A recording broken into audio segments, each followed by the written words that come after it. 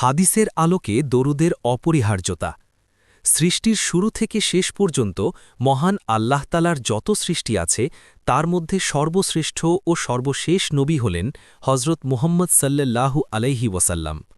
একজন মুমিনের কাছে নিজের জীবন, পরিবার এবং সম্পদের চাইতেও অধিক প্রিয় ব্যক্তিত্ব হলেন রাসূলুল্লাহ সাল্লাল্লাহু আলাইহি ওয়াসাল্লাম।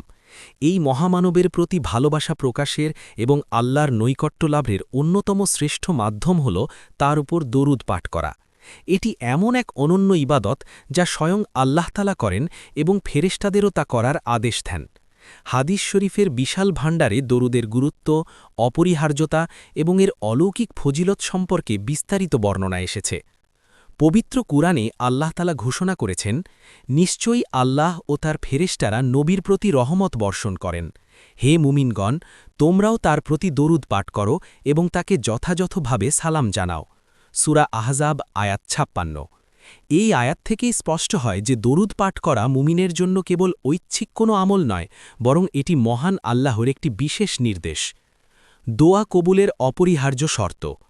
ইসলামী শরীয়তে দোয়া কবুল হওয়ার জন্য দরুদ পাঠ করা একটি পূর্ব শর্ত। হাদিসে এসেছে যে দরুদ ছাড়া দোয়া আল্লাহর দরবারে পৌঁছায় না।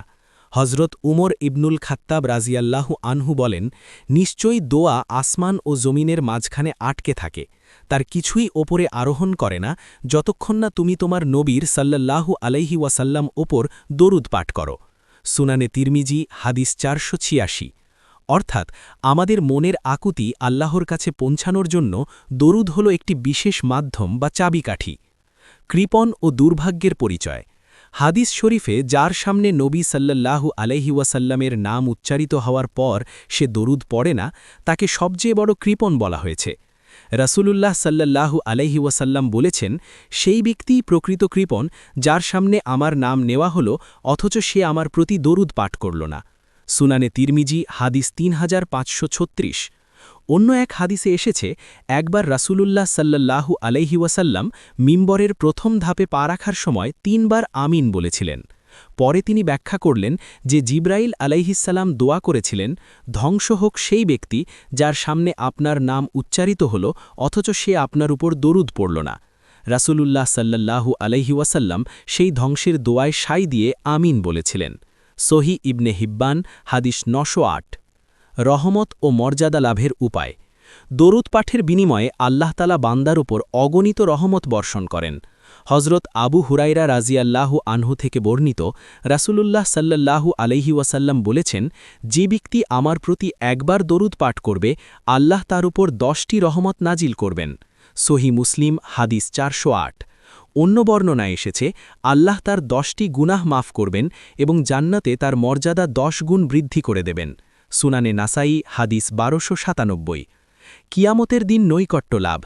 পরকালের কঠিন দিনে যখন কেউ কারো উপকারে আসবে না, তখন বেশি বেশি দরুদ পাঠকারী ব্যক্তি রাসূলুল্লাহ সাল্লাল্লাহু আলাইহি ওয়াসাল্লামের সুপারিশ ও সান্নিধ্য লাভ করবে।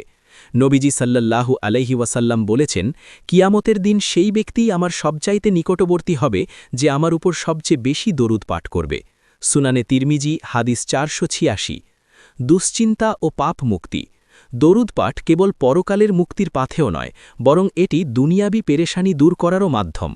হজরত উবাই ইবনে কাব রাজিয়াল্লাহু আনহু একবার রাসূল সাল্লাল্লাহু আলাইহি ওয়াসাল্লামকে বললেন যে তিনি তার দোয়ার পুরোটা সময় দরুদ পাঠে ব্যয় করতে চান। তখন রাসূল সাল্লাল্লাহু আলাইহি ওয়াসাল্লাম বললেন, তবে তোমার দুশ্চিন্তা দূর করার জন্য তা যথেষ্ট হবে এবং তোমার গুনাহ ক্ষমা করা হবে। সুনানে তিরমিজি হাদিস ২৪৫৭। পরিশেষে বলা যায়, দরুদ হল মুমিনের হৃদয়ের প্রশান্তি এবং পরকালের পাথেয়। এটি নবীর প্রতি আমাদের গভীর কৃতজ্ঞতা ও আনুগত্যের বহিঃপ্রকাশ। একজন প্রকৃত ঈমানদারের উচিত তার জিহবাকে সর্বদা দরুদ ও সালামের মাধ্যমে সজীব রাখা। বিশেষ করে যখনই তার নাম উচ্চারিত হবে তখনই সাল্লাল্লাহু আলাইহি ওয়াসাল্লাম বলা আমাদের ঈমানী দায়িত্ব।